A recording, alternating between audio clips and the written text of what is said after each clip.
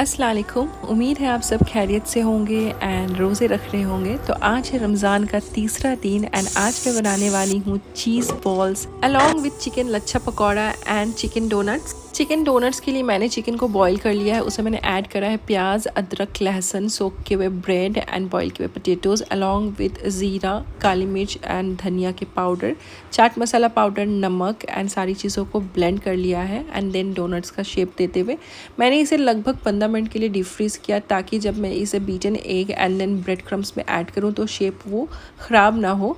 Cheese balls and chicken donuts दोनों को मैंने ब्रेड क्रम से अच्छे से कोट कर दिया। अब मैं इसे फ्राई कर लूँगी। वैसे आज इफ़्तार में मैंने सिर्फ फ्रूट्स एंड खजूर ही लिया था, क्योंकि ज़मीर काफ़ी लेट से ऑफिस से आते हैं, तो मैं सोचती हूँ कि दोनों लोग इकट्ठे बैठ के खाएँगे। तो ज़मीर के आने के बाद ये सारा कुछ मैंने जल्दी जल्दी फ्राई करा and then we enjoyed it. तो चलिए फिर मिलते हैं। अल्लाह हाफ़िज़।